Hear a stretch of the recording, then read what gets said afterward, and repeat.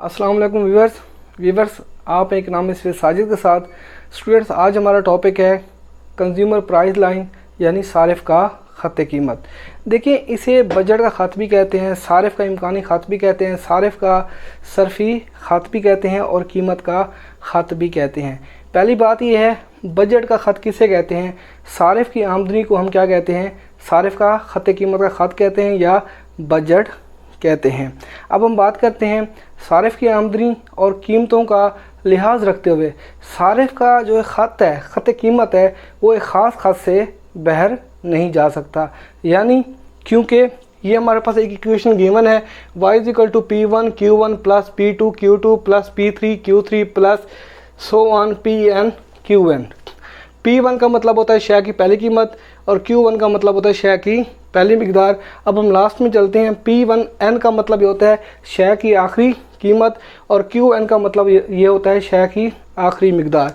अब हम अशिया की मिकदारों और कीमतों का हासिल ज़र्ब का जो मजमूआ है वो सारिफ की आमदनी होती है। अब हम सपोज़ करते हैं एक सारिफ के पास कुल रकम 40 रुपये है और सारिफ दो चीज़ों को परचेज़ करना चाहता है यानी ख़रीदना चाहता है, सेब और आम।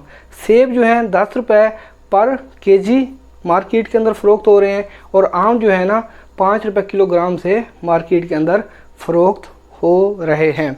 अब हम बात करते हैं, अगर सारिफ 4 किलो सेब परचेज़ करता है, अब जब हम 10 को 4 से मल्टीप्लाई करेंगे तो 40 रुपये। इसका मतलब ये होता है सारिफ जो है ना अपनी सारी की सारी आमदनी सेबों पर खर्च कर देता है, आमों को ख़रीदने के लिए उसके पास पैसे नहीं बचते। अगर सारिफ 8 किलो आम परचेज़ करता है, 8 को जब हम 5 से मल्टीप्लाई करेंगे तो हमारे पास 40 आ जाएगा। इसका मतलब ये है कि सारिफ अपनी सारी की सारी आमदनी आमों पर खर्च कर देता है, सेबों को ख़रीदने के लिए उसके पास पैसे नहीं बचते। अब हम सारिफ के ख़त कीमत की वज़ाहत उसके डायग्राम की मदद से करते हैं। ये हमारे पास डायग्राम गिवन है। अब हम इसको बनाएंगे। इस डायग्राम में OX पर हम सेब रखते हैं, OY पर हम आम रखते हैं। ये सारिफ का ख़त कीमत है।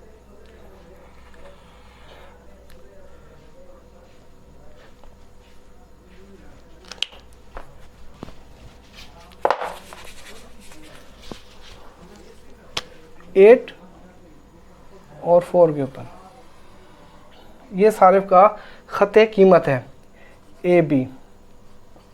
देखिए, नुक्ता B पर सारिफ 4 किलो सेब परचेज़ करता है तो सारिफ 40 रुपये सेबों के ऊपर खर्च कर देता है, आमों को ख़रीदने के लिए उसके पास पैसे नहीं बचते। अगर सारिफ, जैसा कि नुक्ता ए से ज़ाहिर है, अगर सारिफ 8 किलो आम परचेज़ करता है, ख़रीदता है तो 40 रुपये सारिफ आमों पर खर्च कर देता है, सेबों को ख़रीदने के लिए उसके पास पैसे नहीं बचते। अब हम बात करते हैं ये जो सारिफ का ख़त कीमत है, इस ख़त कीमत पर सारिफ सेबों और आमों का जो मजमुआ ख़रीदेगा तो सारिफ की सारी आमदनी जो मुय्यन आमदनी है, जो फ़िक्स आमदनी है, वो ख़र्च हो जाती है। अब हम सपोज़ करते हैं ये हमारे पास नुक्ता D वाक़या है।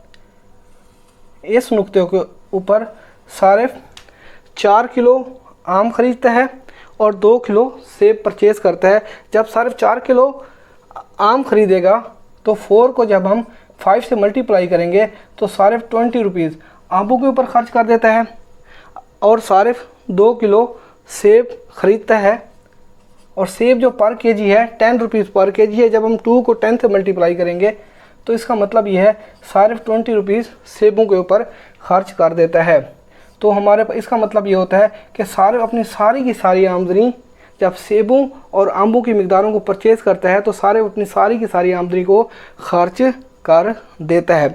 अब हम बात करते हैं, अगर इनमें से किसी एक शय की कीमत या दोनों अशिया की कीमतें तब्दील हो जाएं तो सारिफ का ख़त कीमत भी तब्दील हो जाता है। इसे कहते हैं प्राइस इफ़ेक्ट और उर्दू में कहते हैं असर कीमत। और दूसरी बात यह है, अगर सारिफ की आमदनी तब्दील हो जाए, सारिफ की आमदनी के तब्दील होने से सारिफ का ख़त कीमत भी तब्दील हो जाता है। इसे हम कहते हैं इनकम इफ़ेक्ट, आमदनी असर। अब हम यहीं पे डायग्राम बना लेते हैं।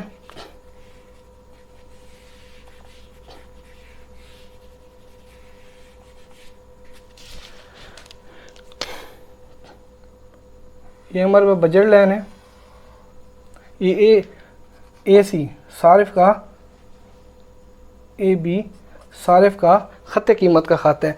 अब सेब की कीमत, आम की कीमत बादस्तूर सेम रहे, यानी 5 रुपये पर केजी रहे, लेकिन सेब की कीमत जो है ना 10 रुपये से कम होकर 8 रुपये पर केजी हो जाती है। देखिए, जब किसी शय की कीमत में कमी वाक़या होती है तो सारिफ की परचेजिंग पावर में इजाफा हो जाता है, यानी ख़रीदने की इस्तात बढ़ जाती है। जब ख़रीदने की इस्तात में इजाफा होगा तो सारिफ का जो ख़त कीमत है ऊपर की जानिब यानी दाएं जानिब शिफ्ट हो जाता है। तो सारिफ अब सेबों को कितनी इकाइयाँ परचेज़ कर सकता है? 8 को जब हम 5 से मल्टीप्लाई करते हैं तो इसका मतलब ये होता है सारिफ आप सेबों की 5 इकाइयाँ 5 किलो, यानी सारिफ आप सेबों की 5 किलो परचेज कर सकता है।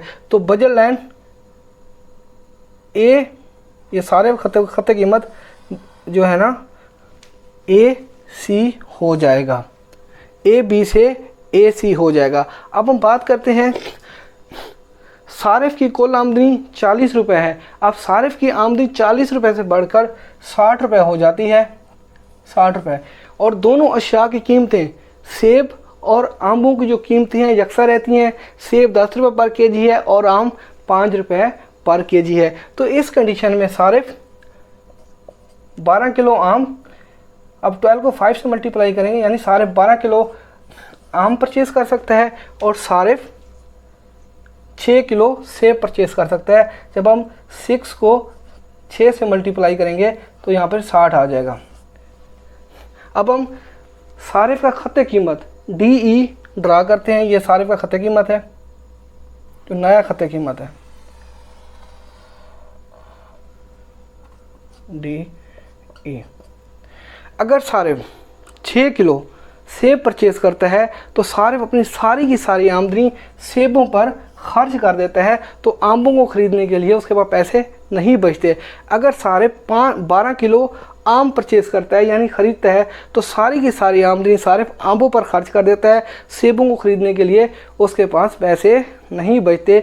जो ये सारिफ का खत कीमत है डी ई, इस खत कीमत पर सारिफ सेबों और आमों का जो मजमूआ ख़रीदेगा सारिफ की सारी आमदनी खर्च हो जाएगी। अब हम सपोज़ करते हैं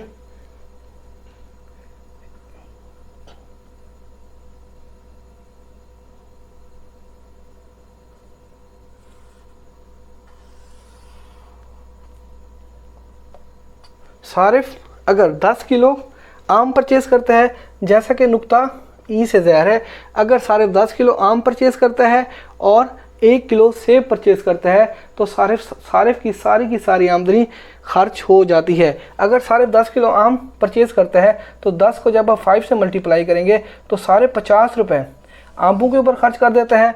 अगर सारिफ 1 किलो सेब परचेज़ करता है, जैसा कि नुक्ता ई से ज़ाहिर है, जब हम 1 को 10 से मल्टीप्लाई करेंगे तो सारिफ 10 रुपये सेबों के ऊपर खर्च कर देता है। जब हम सारिफ की आमदनी को जमा करेंगे 50 और 10 ये 60 हो जाएगा। तो इसका मतलब ये होता है सारिफ अपनी सारी की सारी आमदनी सेबों और आमों का जो मजमूआ ख़रीदता है उस पर खर्च कर देता है। व्यूअर्स, ये टॉपिक बहुत आसान था, इंशाल्लाह आपको समझ आ गया होगा। आपसे रिक्वेस्ट है आप मेरे चैनल को सब्सक्राइब करते हैं, बेल आइकन को प्रेस कर दें ताकि आपको हर नई आने वाली वीडियो का नोटिफिकेशन मिल जाए।